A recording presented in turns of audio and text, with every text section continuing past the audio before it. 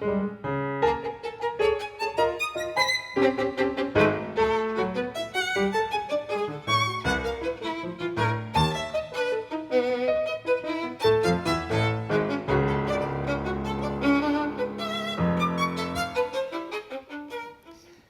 evening and Happy New Year. Welcome to Public Affairs Public Access on Houston Media Source TV. I'm Gene Preuss with the League of Women Voters of Houston. It is January the 6th, and this day, if you've turned on the TV or the radio, you probably are aware that we are celebrating the one-year anniversary of the insurrection in Washington, D.C., where the nation's capital was stormed by protesters concerned over the validation of the 2020 elections. And over 700, I think almost 750 people have been arrested, brought up, several hundred have been brought up on charges, and it's an ongoing process. Newspaper op-ed pieces are talking about the future of democracy. State legislatures in various states across the nation have been implementing restrictions and changes in voter registration. In September, Texas Governor Greg Abbott signed Senate Bill 1, and this was in direct response to what was going on. This was a bill that started its life in the regular session of the Texas legislature this past year, but then due to the Democrats walking out, was postponed to a special session. And so Senate Bill 1 has several restrictions in it.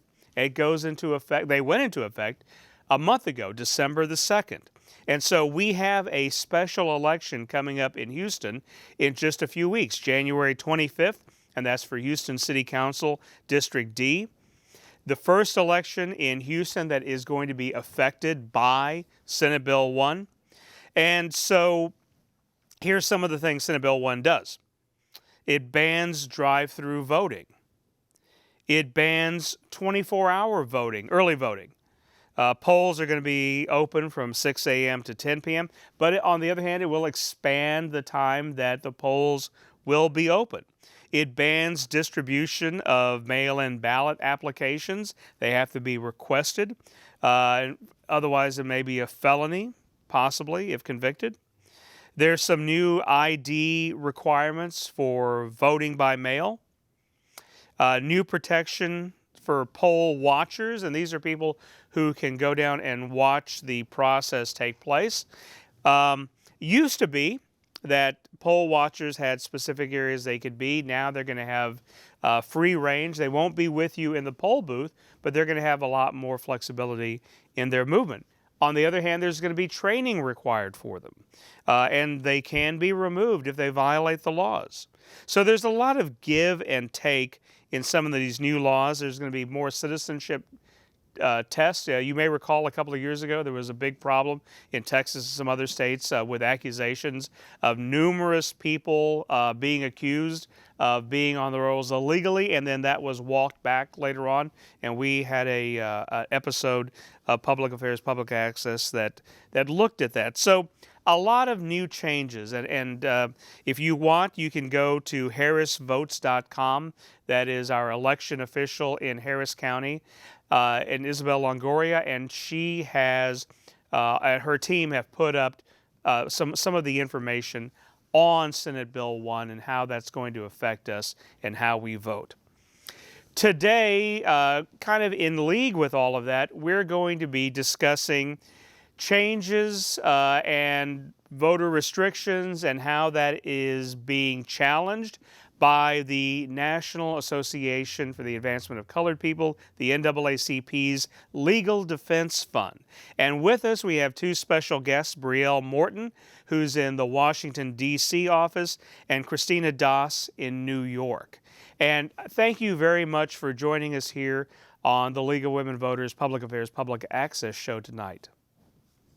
Thank you for having us. So excited to be here. So one of the things I want to start off by asking both of you is, Let's talk a little bit about what you do. So I did want to make a distinction that you're with the NAACP's LDF, and as you can see on the back of your background, you have those initials. So tell us a little bit about this, because it's not what people who might think, well, this is the NAACP. It's not exactly that. So can you tell us some background? Absolutely. So, the Legal Defense Fund, as we call it in our workplace and in the legal world, really is the country's first and foremost civil and human rights law firm. And we have a storied history. We were founded in 1940 by Justice Thurgood Marshall, who, as many people know, as our first African American Supreme Court justice. And LDF is really special because it is, a place led by majority Black women, and most of our, lawyers, activists, our organizers, our trainers come from impacted populations, and then come to the forefront to represent those communities as civil rights trailblazers and advocates. LDF has a multifaceted approach. We use litigation, advocacy, and organizing, and also education to further our mission to eliminate disparities in America in regards to race and civil injustices. And so we really want to fulfill the promise of the Constitution in ensuring equity and equality for all Americans. And we use our multifaceted approach to get there. And we have offices in DC, New York, Atlanta, and we work predominantly throughout the South as well as across the country. Well, can we talk a little bit? I noticed you were at the Thurgood Marshall Institute. Can you explain a little bit about that, and why do we have an institute? I mean, obviously he was a Supreme Court justice and the first African American, but why is there an institute named for him that's part of your organization? Yeah, so within LDF, we are working as a law firm. We do a lot of traditional litigation, but outside of litigation, there are a lot of other avenues for us to push for civil rights for all Americans and to fight for racial justice. And so to supplement the work that we do at LDF, we also have the Institute, where we do research and targeted advocacy campaigns. The Institute also has our archives, where we collect materials chronicling the entire legal history of the civil rights movement. And even further within the Thurgood Marshall Institute, we have the Prepare to Vote and Voter Rights Defender projects, which are the two advocacy campaigns that Christina and myself are part of. We are the folks who will work very directly and hands-on, not just in election seasons, but throughout the year. We participate and work with organizers and grassroots folks to push for voting rights throughout the years, throughout election seasons and litigation cycles. So that is the part of the Thurgood Marshall Institute that we are in. And Prepare to Vote has been working for more than a decade.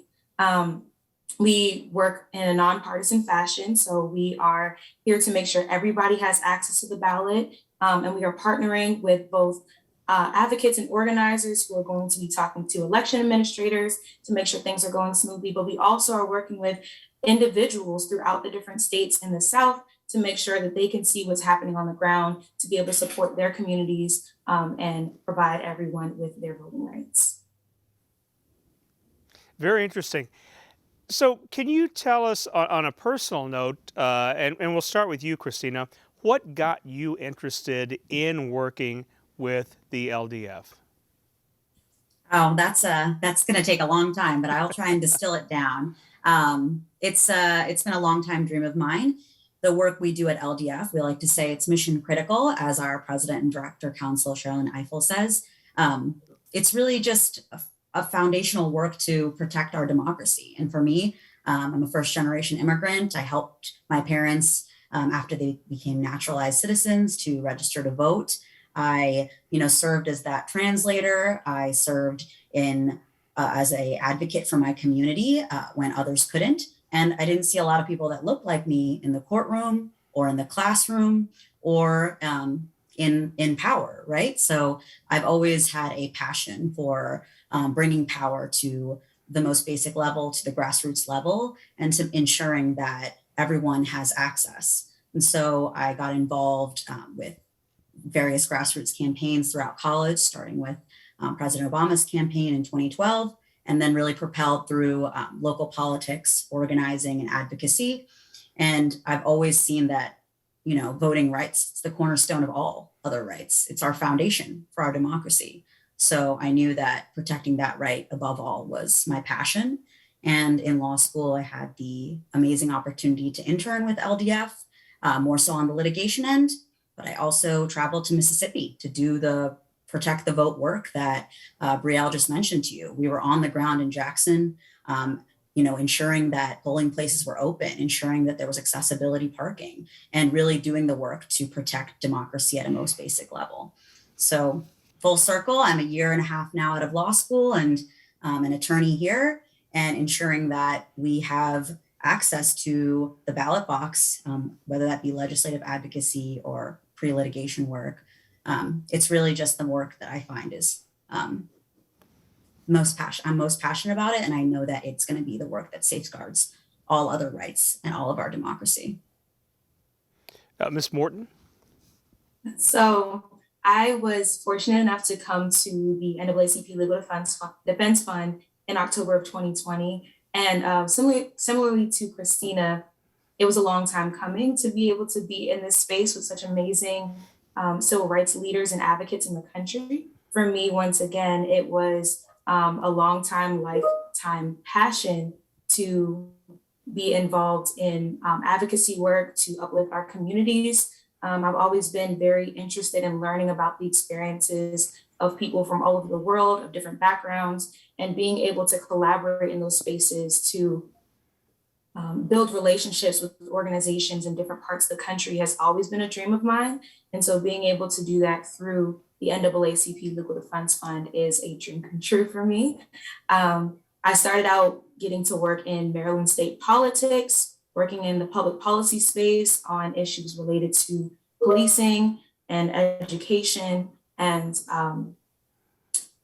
that's how I got introduced into voting rights work. And so getting to transition over into the NAACP Defense Fund, I was able to take a lot of the different issues that I really care about, criminal legal reform and housing justice, environmental justice, and really get to the root of it, where we decide who is going to be representing us. We are deciding who is going to dictate where our budgets go. We're deciding what neighborhoods are going to be prioritized via the redistricting process. And so all of that is going to be tackled here, which is why I'm so fortunate to be at this organization.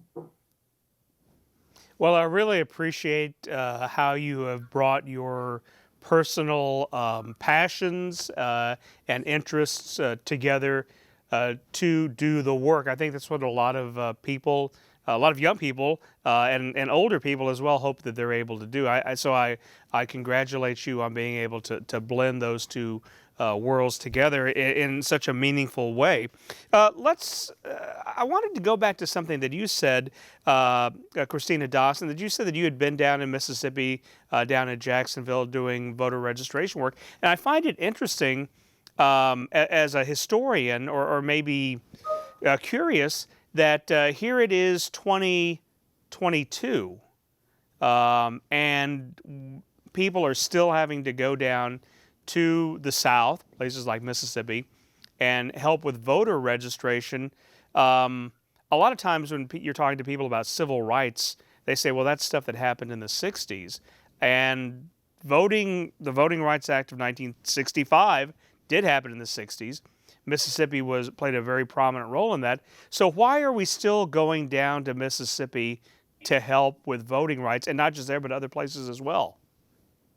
Yeah, great question.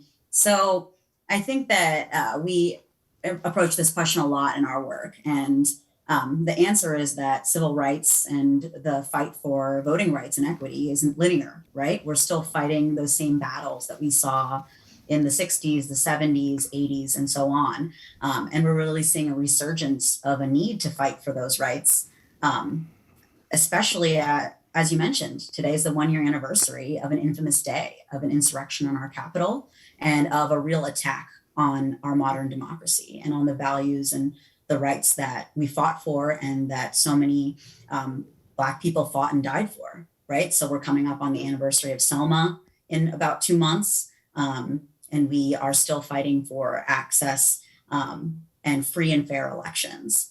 And so you're right, we went down to Mississippi to do election protection work, and Brielle and I are working to do the same work here in Texas, and we'll be on the ground hopefully in March and throughout the year, because there are concentrated efforts to attack access to the ballot box for marginalized communities, for new Americans, those that are newly naturalized, like my parents were, those that English isn't their predominant language, and of course, Black and Brown Americans and our growing Latinx population in Texas and throughout the South.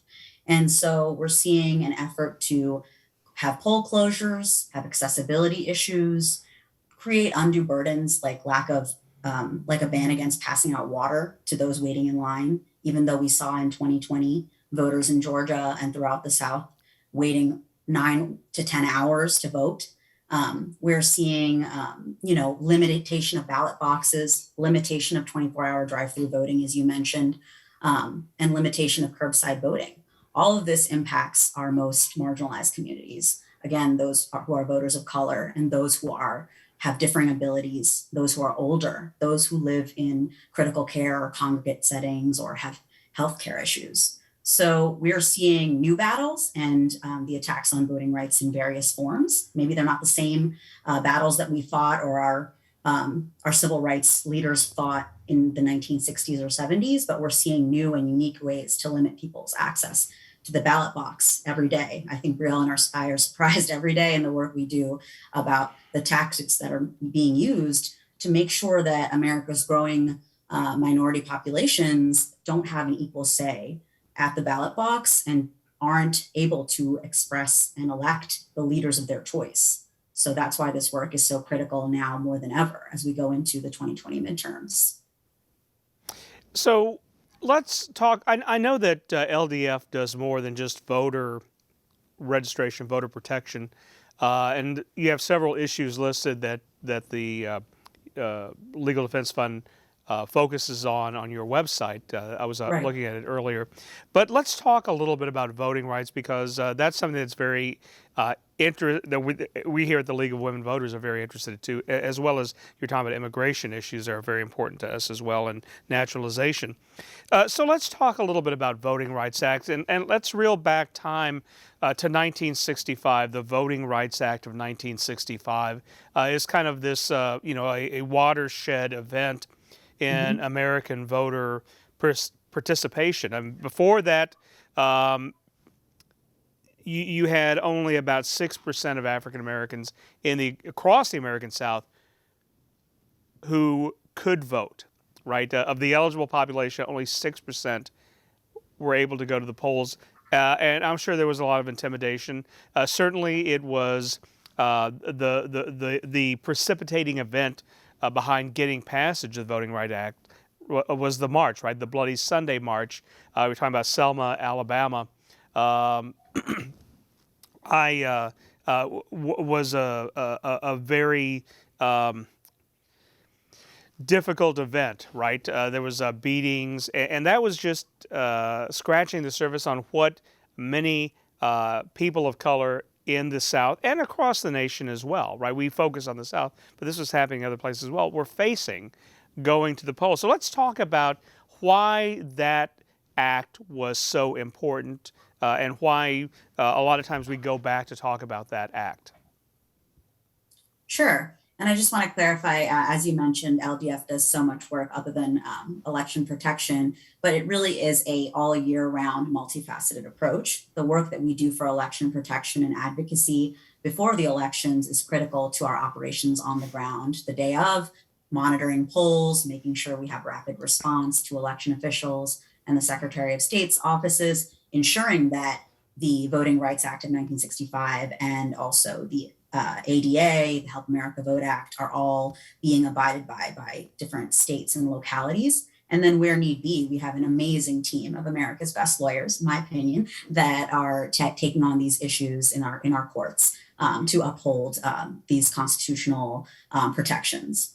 So let's turn to the Voting Rights Act of 1965, which, a lot of folks in the civil rights world call the crown jewel of civil rights. So the 15th Amendment to the Constitution removed racial barriers to voting but states continue to, on a state-by-state basis, instill practices that aided and abetted voter discrimination and continue to deny Black Americans the chance to participate equally in free and fair elections.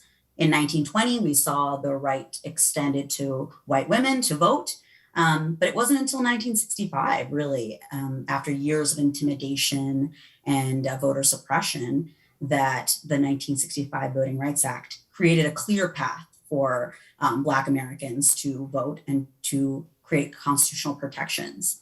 The legislators at that time really thought that the 1965 Voting Rights Act would need about 5 years to create the necessary protections and that issues with racism and voter suppression would be resolved. But we saw that the act was again upheld by Congress in 1970, 75, 82, and most recently in 2007 for 25 years. And really, it's a critical act because it created, which now we are doing the work to, replace the gutted Section 5, which was gutted in 2013 with Shelby County v. Holder. But the 1965 Voting Rights Act, created pre-clearance, which would require any state or locality that is creating a change to voter laws, let's call it that, or change to in voting process in its most simple terms, to pre-clear or get clearance from the Department of Justice or the DC Circuit. And why is that important? It's important because of these states that were under the pre-clearance formula are those states that had a history of voter suppression and really instilling that badge of slavery, as the Constitution called it, and as this history of really, really horrible, traumatic, and really pervasive racism. So there was a need to make sure that these states were held under an additional level of accountability. And unfortunately, we saw that Section 5 really gutted with that infamous case, Shelby County v. Holder in 2013 that we talk about. And the work that LDF now and our litigation team does is mostly under Section 2 of the Voting Rights Act. And that work, it sees itself manifest in the form of both fighting voter suppression bills, fighting redistricting, making sure that there are adequate, majority minority districts where there's a population that can lead to such a district.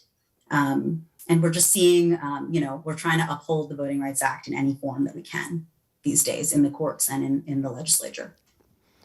So, Brielle, let me ask you a couple of questions here. You were talking about the Selma and Montgomery March that precipitated, which happened in March of 1965, which helped increase the momentum for the Voting Rights Act. And no one can forget the videos that we've seen of that event. And young John Lewis was standing there, and he was asking permission to allow to march. And of course, the Alabama State Police denied that. And then the horses came out, the water hoses and batons, and tear gas. And he and hundreds of other marchers there in Selma at the Edmund Pettus Bridge were beaten. John Lewis passed recently, but I know that there is an act that is under consideration by Congress, the John Lewis Voting Rights Advancement Act. And there's also a Freedom to Vote Act. Can you tell us, and it doesn't have to be just you, but can you both tell us a little bit about these acts and what the NAACP LDF is trying to do in supporting this legislation?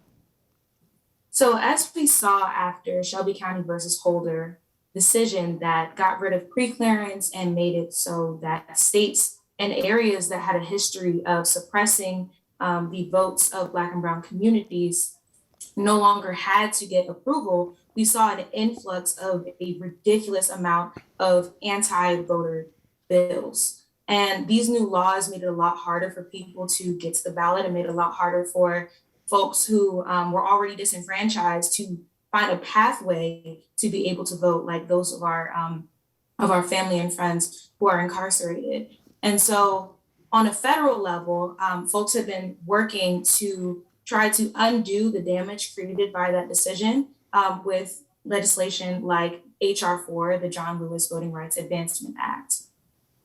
And so this bill would create new standards for determining what states and political subdivisions should have pre-clearance before making any changes to their voting laws. So essentially undoing the damage of Shelby County versus Holder.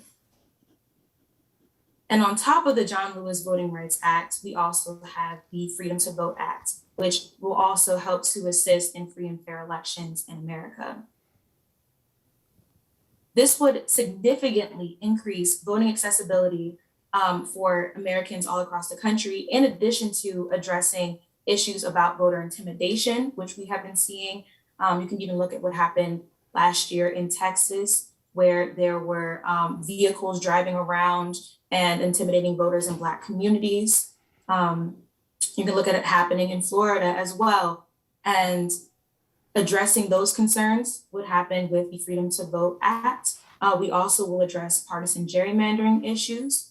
Gerrymandering is part of a way that districts can be manipulated in order to benefit one political party over another. And in doing so, this can create issues where neighborhoods of Black and Brown communities may be split up or packed together to dilute their vote in the process. So we'd be able to address that. It also would address voting misinformation and other crises by requiring states to provide same-day voter registration. It will also establish automatic voter registration at a lot of DMVs or MBA for those of you from Maryland. It also makes Election Day a holiday. It protects and expands access to voting by mail, which is extremely critical considering we are still in a pandemic and it can be very dangerous for people to be leaving their homes. So that gives even more options to safely exercise your right to vote. It also will be establishing 15 days of early voting, including at least 2 weekends. This gives people more time and access to be able to go out and vote, on top of helping with safety concerns of having many people at polling sites. And it also, and this is very near and dear to my heart, would help to restore voting rights to individuals who have been previously incarcerated. If you recall from the 15th Amendment to the Constitution, it does say that as punishment for a crime, people may not get their rights back to use, to not be able to exercise their right to vote. And so we want to be able to undo that issue. And so overall, these two acts together would help to address a lot of the longstanding problems we've had in this country of denying people their civil rights. And these are things that folks can get involved in by contacting their senators, telling your family members about these things, having them contact their senators. Because remember, at the end of the day, the people who are in office are there to serve us. And if they're going to keep us from being able to exercise our vote, it is going to lower accountability. It'll lower the likeliness of us seeing what we want to happen in every other facet of our life actually getting done. And so these are things that we really want to pay attention to and make noise about, and make sure that everyone knows that we still have opportunities to restore what was taken away. I think that's an interesting but growing call to have, because I've heard more people talk about it recently, to have Election Day as a national holiday. And it seems surprising. I know in other nations, it almost is a national holiday. And so for America, which we like to talk about, we're one of the leaders in democracy, and there's a few other countries that have had democracies for a long time as well. But it just struck me as odd that I would have to go to work and then, be tired and exhausted and drive home and then just have a few minutes to go and vote. Absolutely. I would also just chip in and add in there to what Brielle said and what you're commenting on, that we're still in the midst of a pandemic, right? And so we're seeing our healthcare workers and our essential workers working around the clock, not working that 9 to 5. And so often, I'm a family in which I have a mother that works 2 jobs and has missed that voting deadline. If you're not in line by that hour in which the polls close, you cannot vote. And so it makes sense to make Election Day a holiday so that workers that have non-traditional schedules, workers that are serving us and doing the most to make sure our society is functioning, can get to the polls and have their voice heard just like ours. It also makes sense because we allow for voting to be easy. Voting should be as easy as going to a drive-through or going and dropping something in the mail, and just be simple. It should be an easy task that Americans look forward to doing. It should not be onerous, and it should not be something that is ridden with fear. And that's the culture that we're in right now. And so passing the Freedom to Vote Act and the John Lewis Voting Rights Advancement Act would create an excitement around democracy that we really need in this country. And it would ensure that, there's protections for our election workers and our officials that are facing threats and harassment for just doing their jobs, people that make our democracy work every day. And so as we commented on the top of the show, we're seeing a wave of restrictive voting bills at every state, right? It doesn't just mean the South, it means throughout the country. So with 400 anti-voter bills across the country, we need federal protections, and there is no issue more paramount than passing these two pieces of legislation. So if you're watching, please call your senators. So let me take another side of the table here, and look, we're all for voting. We all, and the League of Women Voters certainly supports voting, but there is some legitimate concern that other people have had, and we've talked to people on the other side of the aisle, and they bring up a concern. It's like, do we want to control voting to make sure that it is done in a legitimate way? I mean, some of the things that people, that maybe not who were part of the insurrection, but people who say, look, are we sure that the votes are accurate? Are we sure that citizens are voting and it's not just open willy-nilly to anybody who shows up? Are we really checking IDs? Are we making sure that people aren't voting multiple times? Don't we want some restrictions? Because no matter which side we are on, there is a concern that our votes count and that they're not being diluted, or that somebody's not stuffing the ballot box. Isn't that a concern as well? Brielle, do you want to handle this question, or shall I? I'm gonna let you start it, and then I might add something. Okay. So I think that this narrative that there's mass voter fraud first has to be debunked. There has been no proven evidence of voter fraud, and that which we see is like one maybe per hundreds of thousands of cases where there was confusion based on someone having the same name, or removing a deceased person from the rolls. Just in Texas, in the very state that you're in and that we're speaking to, there's been a series of audits, right, by the Secretary of State's office, by the governor's office, auditing the 2020 general election. Millions of dollars spent in taxpayer money. And yet, I'm referencing the phase 1 report of the Secretary of State's office that I just received this week. Statewide, a total of over 11,000 potential non-US citizens were identified as being registered to vote. And yet through that, only 1 or 2 people were inaccurately registered or mislabeled when you break down that number. And what we're doing when we're identifying people and then sending them threatening pieces of paper in the mail, or communication that is confusing to those who aren't primary English speakers, it creates, again, that chilling fear and an environment that isn't conducive to turning out to vote, and that isn't conducive to a healthy democracy. We are not seeing any type of zombie or deceased voters. We're not seeing any type of voter fraud on any type of palpable level in Texas or across the country. In fact, that's often a talking point that's been misconstrued, and individuals regularly go and identify their name from the roll books. They show IDs where there's voter ID laws, and then they go and vote. We're not seeing this as any type of issue, and we do this work daily. And I would just add that sometimes we hear the narrative of the purity of the ballot, and even that has a history of exclusionary principles. And so sometimes when there are concerns about legitimacy, which is totally valid to, make sure everything is going smoothly, we can quickly tiptoe into a different narrative in which the concern isn't that someone's doing something they're not supposed to, but that someone you don't want to is doing something that they should. And that's always been a major concern when we have these conversations is the where is the question coming from? What is it that we are seeing in who is showing up to vote that is so scary to people? Is it really that we're seeing this fraud happening, or is it that people that we don't want to see turn out are turning out? And so I really would urge people to, look into the information that's out there that talks about voting, that talks about, the process for actually removing people who've been deceased, or the situations for when there's duplicate names or anything else like that, reading up on the process, because it is a very secure process. And then, taking a second to question, where are the fears coming from? Where is the hesitancy coming from?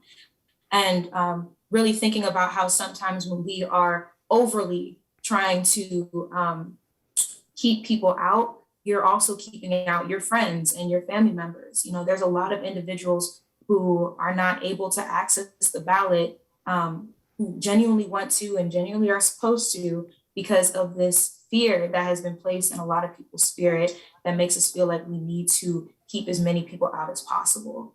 And so that's something else that I would like people to also think about. Let me also ask another question here. So we're talking about pre-clearance and the Shelby decision earlier. So we can go back to the 1960s, the March on Washington, and the Reverend Martin Luther King Jr. said that he had a dream that at one day people would be recognized, and that his children would be recognized for the content of their character, not the color of their skin. When we talk about pre-clearance, and this is the idea that on states have to, a court has to oversee to make sure that there isn't any discriminatory practice being applied in some of the voter registrations or in the way the districts are set up, and a variety of other issues. Didn't Martin Luther King say that one day that he hoped that this would be unnecessary? So is this something that needs to go on forever, or is this something that we're going to see? And wasn't the Supreme Court kind of doing that and saying that time has passed? Isn't that what we want to happen? How do you respond to that? Well, my first statement would be, by what standards do we think that the time has passed? You can look around any day, any time, and still see very discriminatory things happening. You can look at the outcomes for Black and Brown students in schools versus other groups. You can look at the incarceration rates for different people. You can look at the placement of prisons in areas completely far away from where people are often coming from, in more urban communities. And you can see how resources are being allocated to the areas that those people are not from and being taken away from their family members. There's so many things you can look at every day happening in your neighborhoods, happening in the news, that just goes to show that, while we have made a whole lot of progress, it's not this beautiful utopia in which people are truly being granted access to things just for being a human being. Human rights is an ongoing fight, and racism is alive and well. And I think that trying to force it to go away by taking away things that stop racism is not going to make it go away. If anything, it allows the built-in systemic laws and rules and the ways that we do certain things to continue on oppressing whole groups of people. And so I do not think that it was, it's a very hopeful and optimistic way of looking at it to try to remove these protections. But if you look at the material conditions of Black and Brown people in this country, it's doing a complete disservice. And honestly, not just those groups, but to everyone. So many people are losing their access and their rights. They're living in horrible conditions. We're living in a pandemic that is ongoing and is hurting everyone. And I think that seeing how public health is such a major concern and it affects everyone should go to show that anything that is hurting anyone in this country is hurting everyone. And so we should really prioritize keeping those protections until the day that we can say that we've undone these systems so they're not hurting certain people and hurting everyone overall. Just to add on to that, Yep. Sorry. No, I was going to say, you look like Um, you wanted to add something. yeah, I definitely did. I think well said, Brielle. But I think that everyone should just read the Shelby County decision, and especially the dissent in which Justice Ginsburg says that, do you throw away your umbrella in a rainstorm, right? So we are in a massive rainstorm, a monsoon of voter suppression bills is hitting this country, and I keep coming back to this because it's not just in the South. It's not just in places that people assume, right? So we are seeing this throughout the whole country, and we're seeing the first redistricting cycle in 60 years in which we don't have the pre-clearance protections of the Voting Rights Act of 1965. So redistricting happens every 10 years, and that's why we just filled out the census. Hopefully everyone filled out the census, but we're seeing really concentrated efforts to limit the voices of our growing minority populations. And we're seeing that in Texas. We're seeing that in Ohio, in South Carolina, where I work, throughout the whole country. We are seeing, gerrymandered maps, and we're seeing a failure of not having Section 5 in place. And so we're seeing the impact of that gutted section, both in terms of our election subversion bills, voter suppression bills, and redistricting. So it's a concentrated effort. And just in Texas, I'll give the example that Texas's population grew monumentally, I think the most in the whole nation. And so Texas got 2 more congressional seats. And unfortunately, the way that the maps are being drawn, neither of those seats have the opportunity for a majority minority district in which Texas's rapidly growing Latinx population would be able to elect a voter of their choice. And this is showing a failure of our leadership. It's showing a failure of our a weakness in our system of democracy. And so that's why we really need to pass the Freedom to Vote Act and the Voting Rights Advancement Act to ensure that our democracy has a strong foundation to grow on, because it's constantly evolving. This work needs to be malleable to everyday struggles and to oppression that we're seeing in new forms, like Brielle mentioned. I wanted to bring up another issue that I don't think gets brought up very much, but you've mentioned it a couple of times. For disabilities, and I know this is some of the work that LDF does. Let's talk about the disability angle when we're talking about voter safety. And as I said, that's not something that we hear people talk about very much. There's a couple of court challenges here in Texas to Senate Bill 1 that I mentioned at the beginning of the show, and one of them has to do with violations of the potential violations of the American Disabilities Act. So can you speak to this and what concerns, how this affects disabled individuals? Sure. So I think those that have different abilities and those that have various healthcare needs, we have to focus our attention towards making sure that voting again is as easy as possible and accessible to all, everyone who has different capabilities. And so what we're seeing in Texas, even Houston, Harris County, has had a series of issues with compliance with the ADA. There's been a settlement order and federal oversight over Harris County and throughout Texas. Even though we being Texas has curbside voting. We had drive-through voting pre-Senate Bill 1. All of those measures are in place to make it easier for those with differing abilities to be able to do curbside voting, those who maybe are elderly or have mobility issues. So it's not always, we have to train our minds to unthink of those in the disabled community as just in a wheelchair. People can have hearing capacity issues, people can have mobility issues, and ensuring that there is curbside voting, ensuring that there's accessibility parking, ensuring that there's curb cuts, automatic doors. These are all things that need to be in compliance at every single poll site in Texas and in America, and yet we're seeing that that's just not the case at all. And so often those with differing abilities are subject to longer wait times, subject to undue voter coercion, don't have the assistance that they need at polling places. They don't know how to use accessibility machines. Every site is required to have an accessibility machine. Every county and municipality is required to have a barrier-free site in which those with differing abilities should be able to easily access. And these are small changes that can be instilled ahead of Election Day or directly on Election Day. So the work that we do is that rapid response work to ensure that we have a ramp where needed so that those in wheelchairs can go. There can be additional lighting. There can be additional signage put in place. Faulty ramps can be fixed. And that's the everyday work that our election protection volunteers hopefully will be able to do on the ground so that we can escalate these issues to election administrators' offices and then eventually to the Secretary of State's office, because these violations can't go unseen, and we plan to address them, whether that be through advocacy and eventually litigation. So we are coming up on February, right? And February is Black History Month in the United States.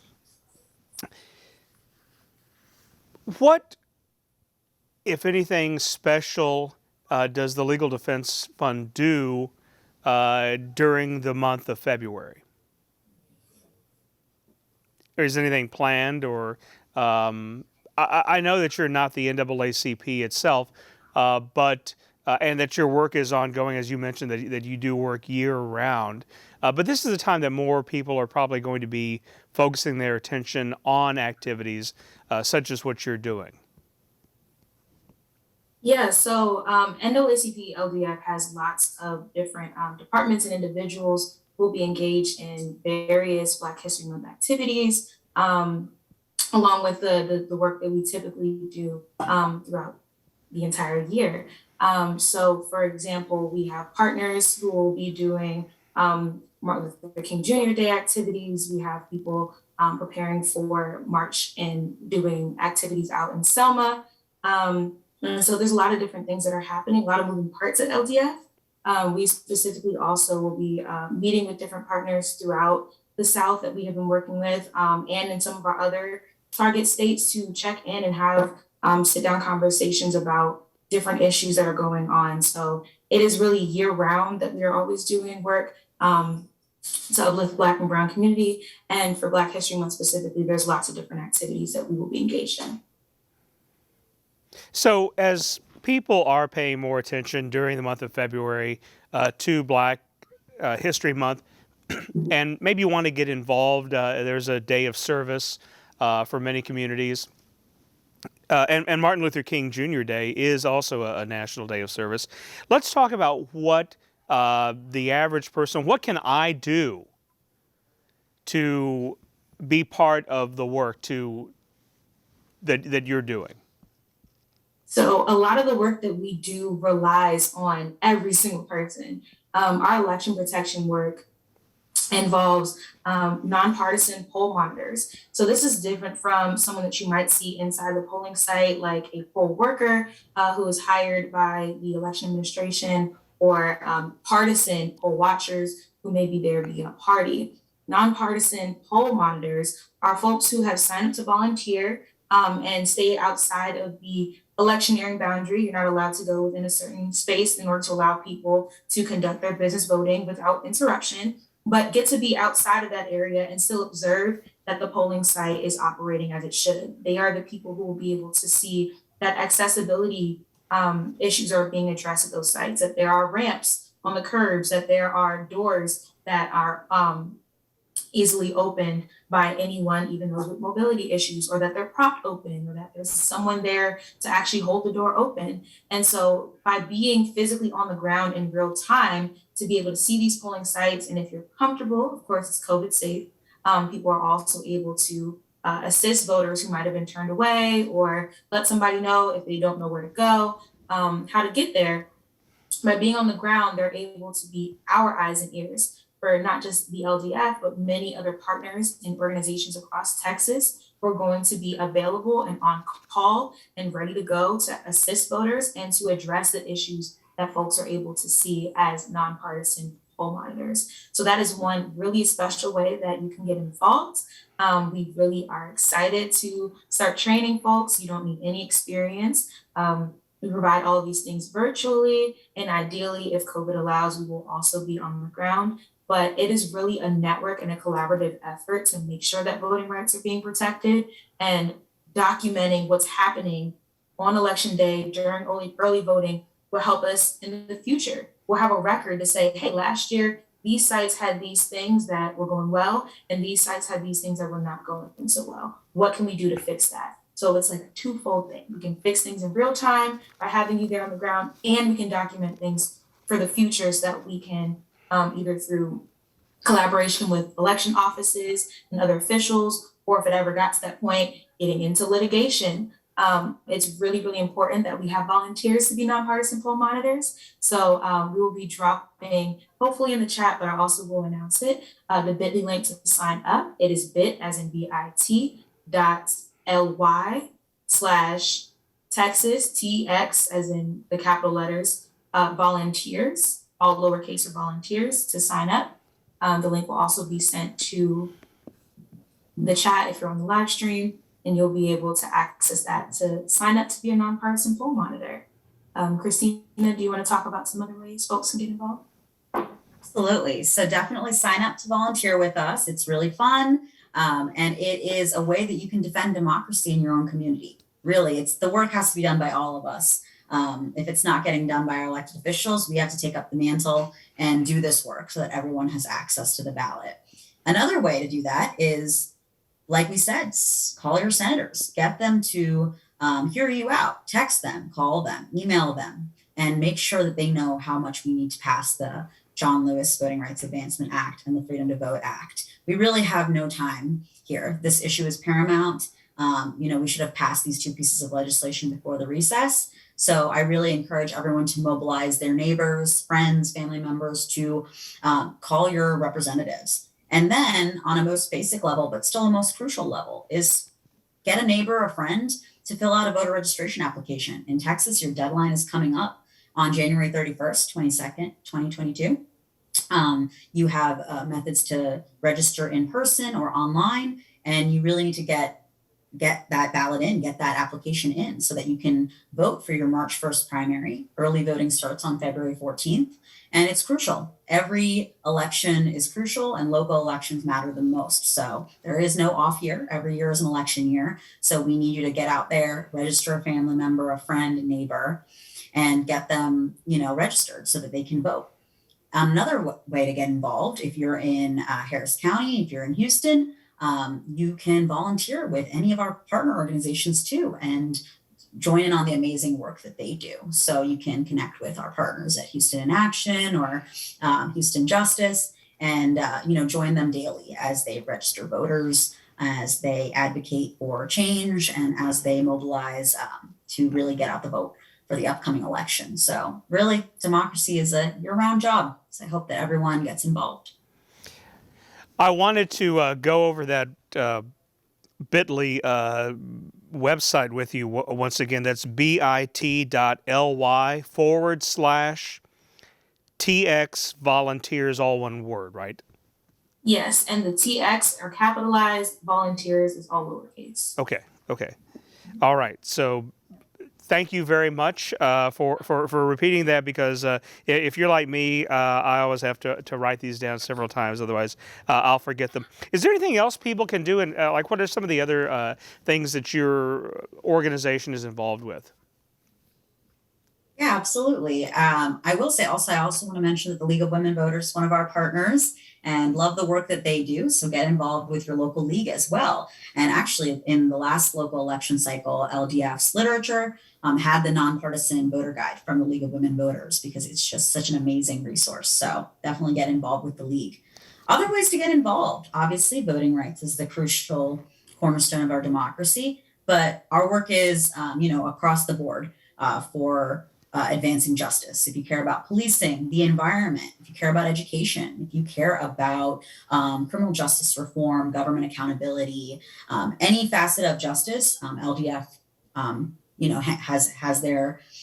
has our leaders in the room, and we are speaking on pushing for change. So you can check out our website, get involved, and also get involved with your local NAACP branch, which does a lot of the on the ground advocating. While we are in doing the work for legislative advocacy and litigation, local chapters are doing amazing work pushing for change and really have robust civic engagement programs. So we all should be getting engaged and making sure that we're aware of what's going on in our communities at the most local level. I wanted to also give out your organization's website. That's NAACP LDS or LDF Yes. .org, right? Correct. All right. Yes.